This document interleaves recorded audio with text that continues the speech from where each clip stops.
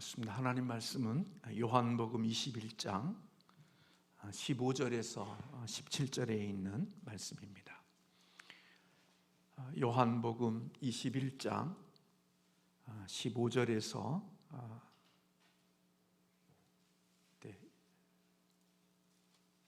17절까지 읽겠습니다. 그들이 조반 먹은 후에 예수께서 시몬 베드로에게 이르시되 요한의 아들 시몬아, 내가 이 사람들보다 나를 더 사랑하느냐 하시니 이르되 주님 그러하나이다. 내가 주님을 사랑하는 줄 주님께서 아시나이다.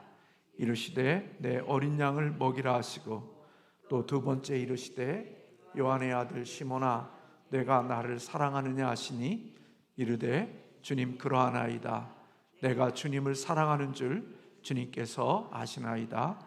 이르시되 내 양을 치라 하시고 세 번째 이르시되 요한의 아들 시몬아, 내가 나를 사랑하느냐 하시니 주께서 세 번째 내가 나를 사랑하느냐 하심으로 베드로가 근심하여 이르되 주님 모든 것을 아시오매 내가 주님을 사랑하는 줄을 주님께서 아시나이다. 예수께서 이르시되 내 양을 먹이라. 아멘. 네, 고맙습니다. 이제 이틀 남았습니다. 잘 열심히 왔는데 하루 빠지면 정말 억울하거든요. 정신 바짝 차리고 이틀 동안 또 잘할 수 있었으면 좋겠습니다.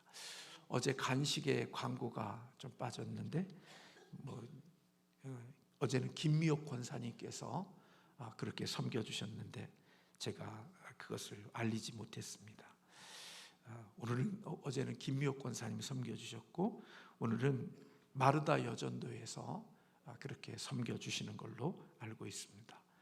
귀한 섬김에 감사하고 특별히 우리 저희 교회에 등록된 성도님은 아니지만 우리 하늘 가족으로서 우리 교회 새벽에도 오시고 또 금요기도에도 어쩔 수 없이 오셔서 함께 우리 예배하시는 우리 정미경 집사님께서 이렇게 간식을 그때 섬겨주셨는데 제가 그날은 정말 몸이 너무 아파서 강단에 서서 말씀을 전하기가 너무 힘들 정도로, 그래서 말씀을 전하고 내려가서 좀 쉬는 바람에 간식의 내용도 모르고 또 간식이 어떤 건지 그냥 포장 한 포장만 받아서 갔는데 나중에 열어보니까 거기에 글씨도 써 있고 떡도 있고 우유도 있고 과자도 있고, 그래서 제가 얼마나 큰 감동이 되어졌는지 모릅니다. 우리 모든 교우들이 다 뜨거운 헌신을 해줬지만 또 이렇게 저희 교회 교인이 아님에도 그렇게 귀한 섬김을 해주셔서 감사했고, 오랜 시간 만났지만 저는 다른 교인들의 연락처를 갖고 있지 않아요. 그래서 감사하다는 문자라도 좀 보내고 싶었는데 보낼 수가 없어서 대신 감사하다고 제가 말씀을 전하도록 그렇게 하겠습니다. 고맙습니다. 오늘 내가 나를 사랑하느냐 하나님 말씀, 우리 너무나도 잘 아는 말씀, 오늘 이 시간 함께 나누도록 하겠습니다. 우리들은 온전한 사람들이 아니죠. 우리는 죄인으로 이 땅에 예수를 믿지만 죄 용서함 받은 자이지만 여전히 죄 가운데 행하는 우리들입니다. 그래서 우리의 삶의 온전함으로 주님께 날마다 우리의 삶을 그렇게 녹여내면 참 좋겠는데 우리는 살면서 실수하고 또 넘어지고 또 실패할 때들이 있고 우리의 인생의 삶에 오점들이 있게 되어집니다. 부활하신 주님께서 이런 제자들을 이 모양 저 모양으로 찾아가 주시고 만나 주셨습니다. 갈릴리 바닷가에서 밤새도록 고기 잡는 제자들에게 우리 주님께서 찾아가 주셔서 많은 고기를 잡게 해주시고 그들과 함께 아침에 떡과 고기를 먹는 그런 교제의 시간을 우리 주님께서 가지셨습니다. 그런 후에 주님께서 베드로와의 개인적인 이런 공적인 부분이지만 그럼에도 불구하고 개인적으로 베드로를 불러주셨던 모습을 볼 수가 있습니다. 아마 이제까지 주님을 만난 베드로의 모습은 쭈삣쭈삣한 모습이었을 거다라는 생각이 듭니다.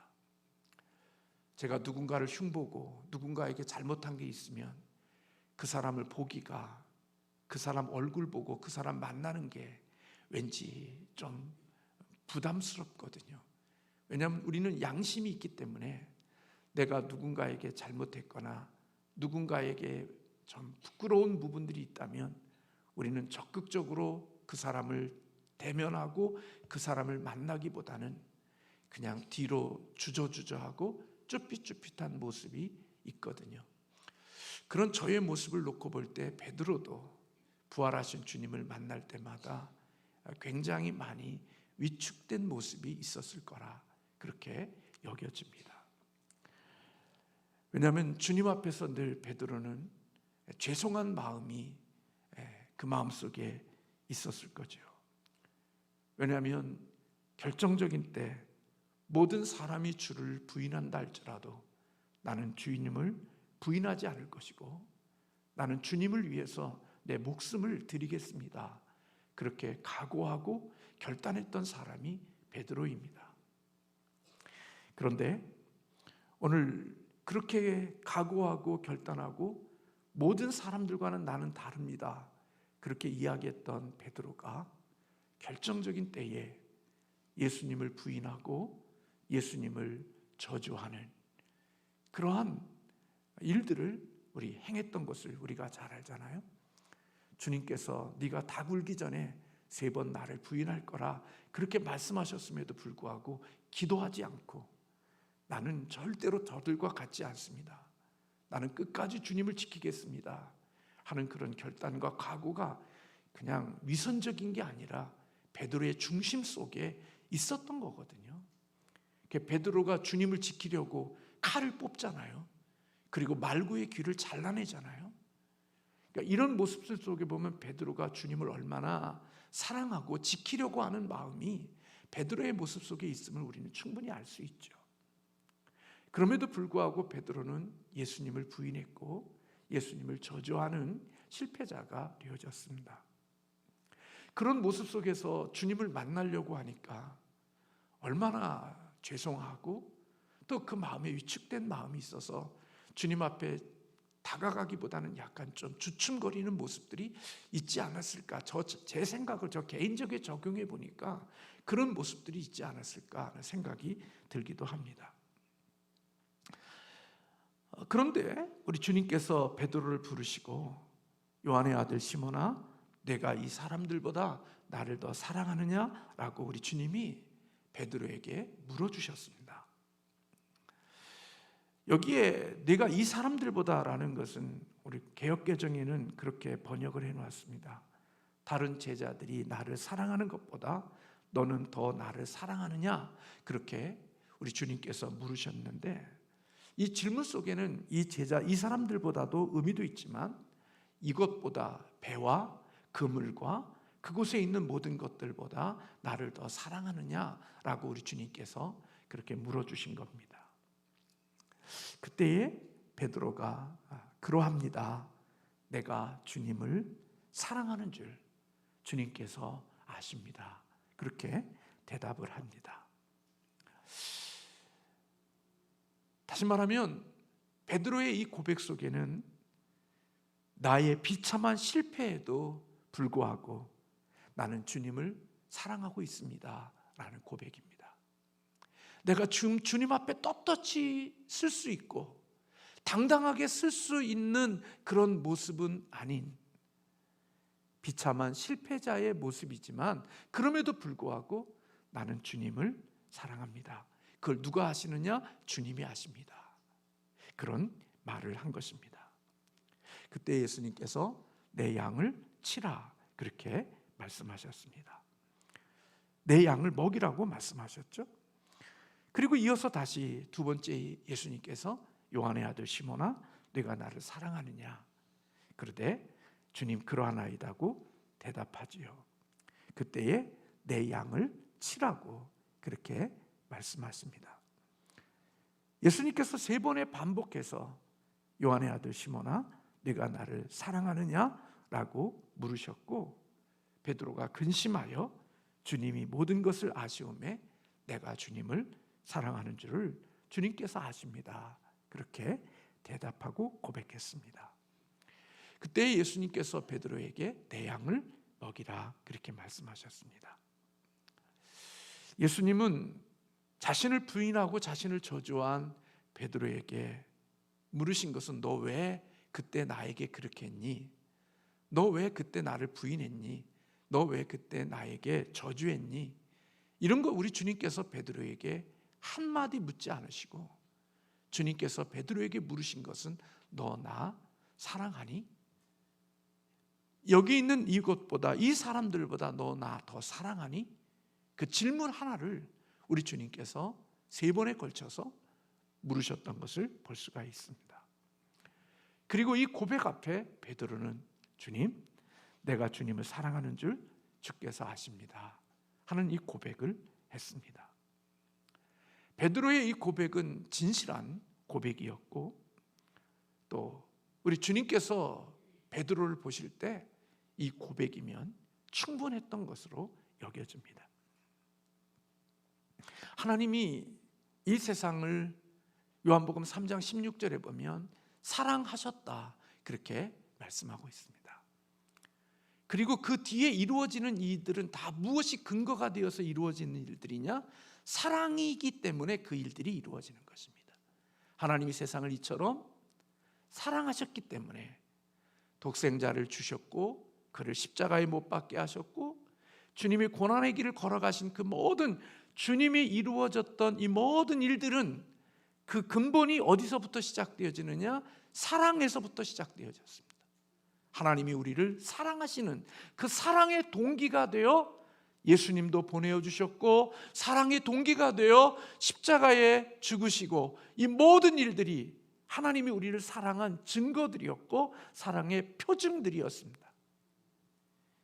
예수님도 우리를 사랑하셨기 때문에 하늘의 영광을 버리시고 인간이 되시는 낮아지시는 인간의 적극적인 인간이 되시는 비하와 그리고 고난과 수치심과 그 모든 아픔에 우리가 고난 주간을 지내면서 주님이 겪으셨던 그 고난과 그 고난의 의미들을 우리가 생각해 봤습니다마는 그 모든 육적이고 정신적이고 영적인 그런 모든 아픔들을 우리 주님께서 자원하는 마음으로 자발적으로 그 길을 걸어가신 것은 다른 것으로 설명이 되지 않습니다. 바로 주님이 우리를 사랑하셨기 때문인 것입니다. 하나님이 우리를 사랑하셔서 독생자를 보내주셨고 예수님이 우리를 사랑하셔서 그렇게 십자가의 길을 걸어가신 것입니다. 하나님의 모든 행동과 그리고 예수님의 모든 행동 속에 그 중심 속에는 사랑이 흐르고 있는 것을 볼 수 있는 것이지요. 예수님께서 베드로에게 실수하고 실패하고 넘어지고 부인하고 저주하는 그러한 연약함이 그에게 있었지만 예수님은 그거 묻지 않으셨습니다. 너 왜 그랬니? 너 그 원인이 뭐야? 하고 따지지도 않고 묻지도 않았습니다. 그리고 베드로에게 던졌던 질문은 너 나 사랑하니? 하는 그 질문이었고 그 고백 앞에 베드로는 내가 주님을 사랑하는 줄을 주님께서 아십니다.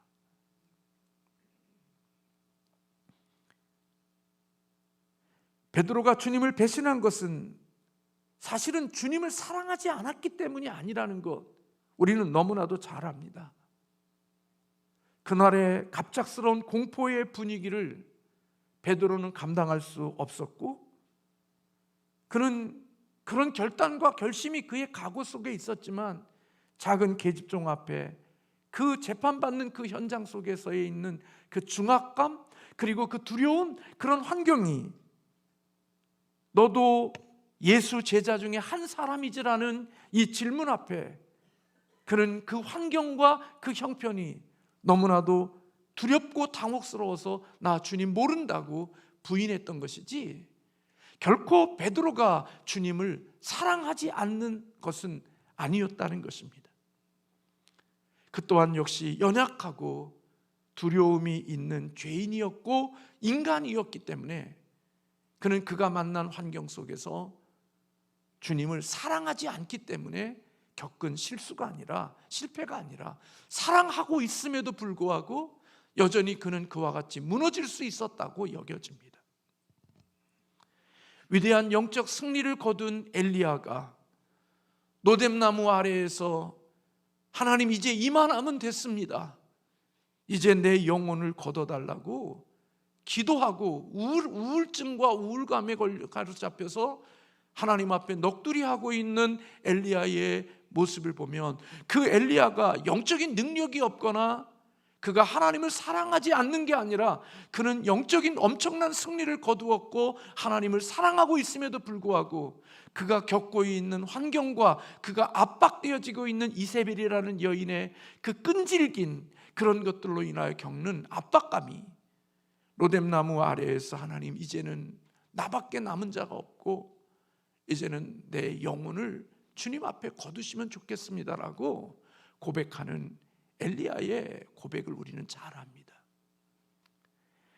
엘리야가 하나님을 사랑하지 않은 것도 아니고 엘리야가 사명에 대한 것들을 다 잊어버린 것도 아니었습니다.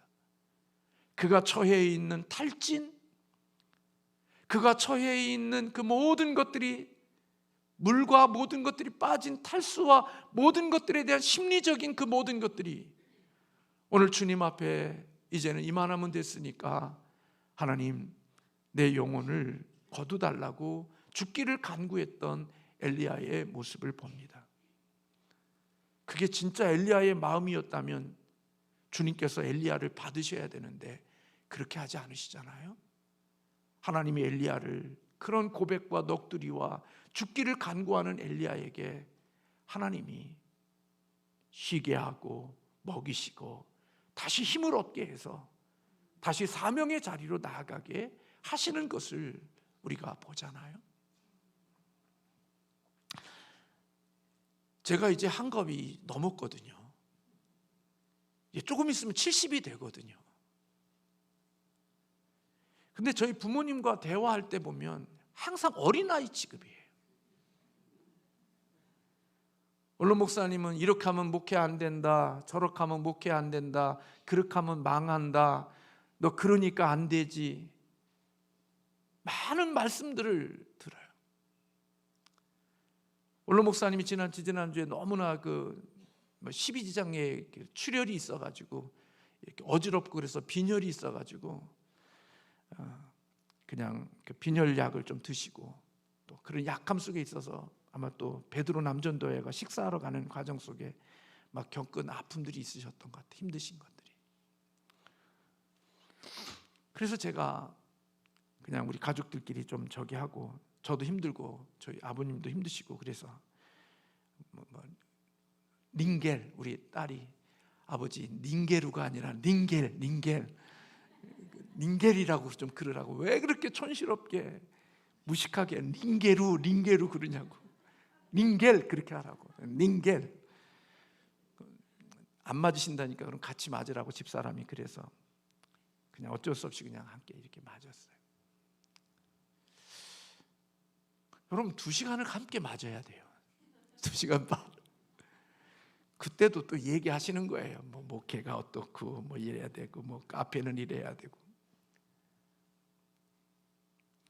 저는 하나님도 두렵지만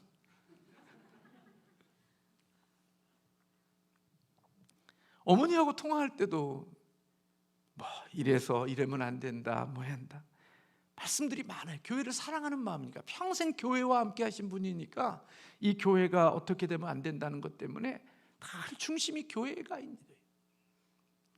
그러니까 저도 담임이잖아요. 기도하잖아요. 교회를 향한 꿈이 있잖아요. 그리고 담임 목사로서 교회가 망하고자 하는 목사가 누가 어디 있어요. 그러니까 저도 많이 애를 쓰는데 그러니까 때로는 막 여기서 막 뿔딱지가 나요. 어머님 그렇게 하지 마세요 좀. 막 이렇게 소리를 지를 때가 있더라고요. 근데 제가 소리를 지를 때 정말 못됐는데 제 중심 속에 부모님을 존경하지 않거나 부모님을 사랑하지 않거나 그렇지 않거든요. 제 마음속에 여전히 부모님을 향한 존경심과 부모님을 사랑하는데 제 육체에 대한 그런 부분들이 저로 하여금 견디지 못하게 해서 욱하는 모습들이 있어서 서로 불편하게 할 수 있는 모습들이 있죠. 그래서 어제도 죄인이고 오늘도 죄인으로 살아요. 그런데 저의 연약함 때문에 그럼에도 불구하고 부모님이 마음이 아프시겠죠. 속상하시겠죠.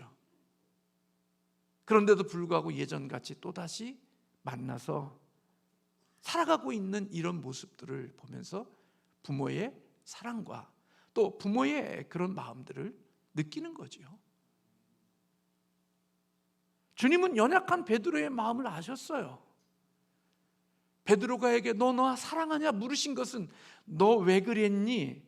너 왜 그때 나를 배신했니? 너 왜 배반했니? 그 죄책감과 수치감을 주기 위하여 예수님이 베드로에게 물으신 거 아니에요. 주님이 그에게 찾아가시고 그에게 물으신 것은 그를 회복시키시고 3번이나 물러주신 것도 그가 3번 배반했고 부인했기에 그를 다시 일으키고 그를 치유하시기 위하여 주님께서 찾아가 주셔서 그에게 물어주셨다고 성경학자들은 그렇게 말하고 있어요. 상처와 실패를 치유하기 위한 배려의 질문이었다는 거예요. 그것을 어떻게 알 수 있냐고요?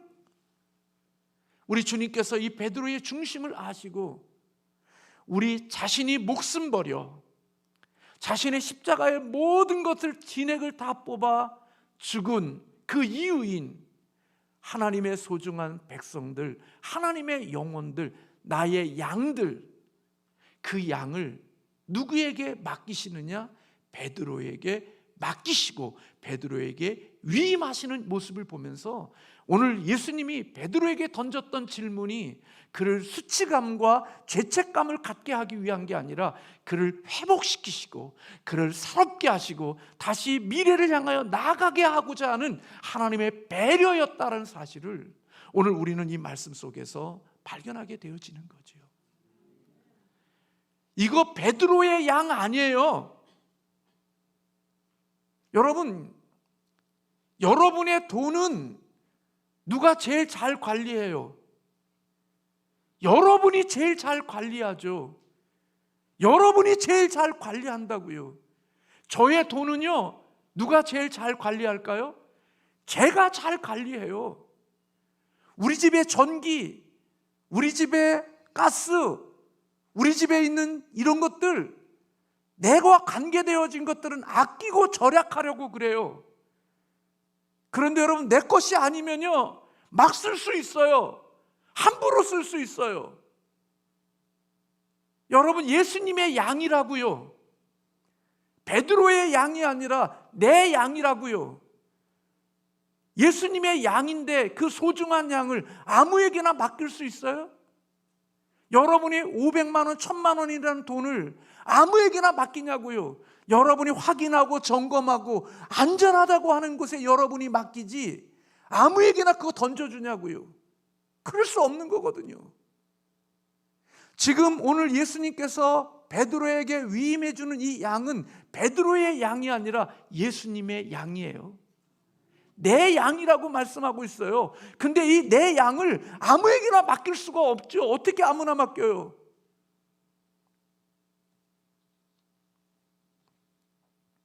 그런데 예수님께서 베드로에게 내 양을 먹이라, 내 양을 치라, 내 양을 먹이라고 주님의 소중한 양을 베드로에게 위탁하고 위임하고 있는 거예요. 신뢰가 없이 그럴 수 있을까요?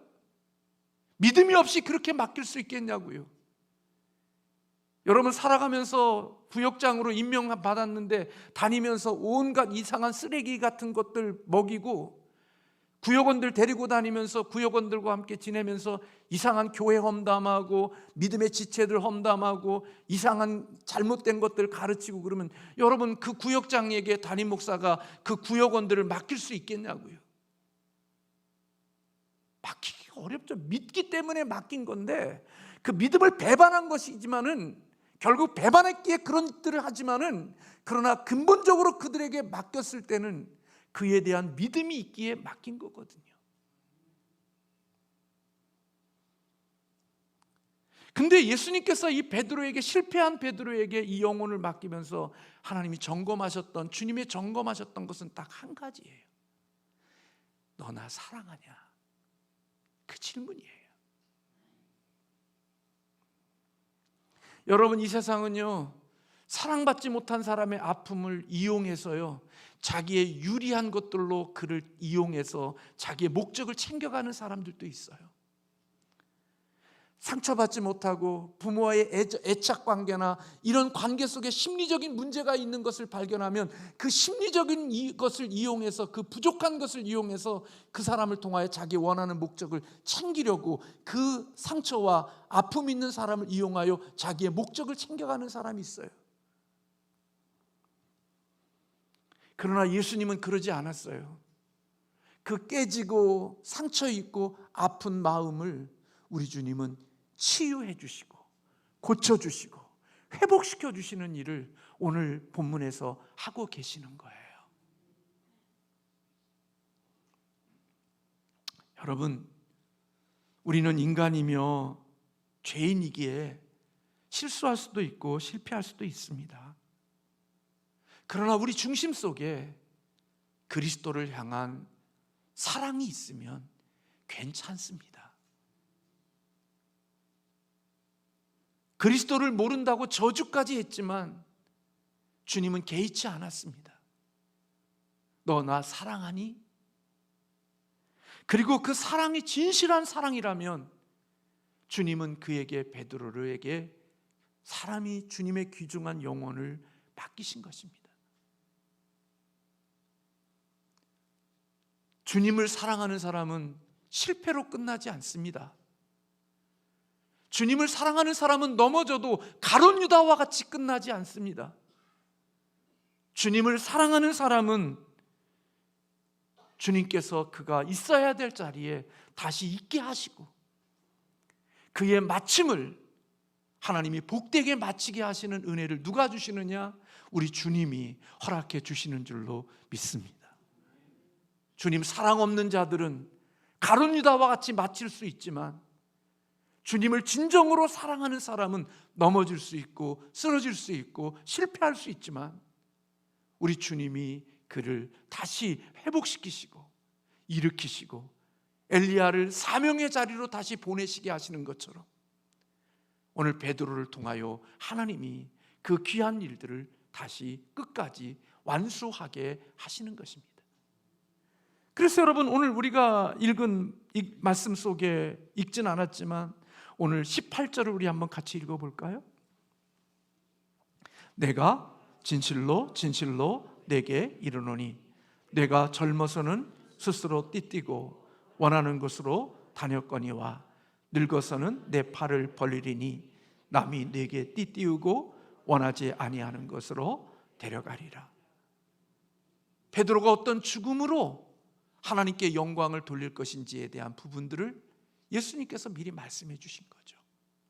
우리가 잘 아는 대로 베드로는 예수님을 위하여 다시 성으로 들어가서 십자가에 거꾸로 못 박혀 죽었다는 것으로 우리에게 알려져 있어요. 하나님을 사랑하는 사람은 넘어질 수 있습니다. 실수할 수 있습니다. 실패할 수 있습니다. 오점이 있을 수 있습니다. 그러나 주님을 사랑하는 그 중심에 사랑이 있으면 하나님은 그를 마땅히 자기가 있어야 될 그 자리에서 삶을 마치도록 인도하시고 보호하시고 지키시고 이끌어주시는 은혜가 있는 줄로 믿습니다. 사랑하는 성도 여러분, 저와 여러분은 주님을 사랑하십니까? 이 질문 앞에 여러분의 솔직한 고백은 무엇입니까? 정말 주님을 그 이 모든 것보다 사랑한다고 하면 주님은 우리가 어떤 모습이든지 개의치 아니하시고 하나님의 맡겨주신 그 일들을 끝까지 잘 감당할 수 있도록 우리에게 힘 주시고 능력 주시고 인도해 주실 줄로 믿습니다. 네가 나를 사랑하느냐는 이 고백 앞에 진솔한 답을 할 수 있는 그런 시간들이 되시기를 주님의 이름으로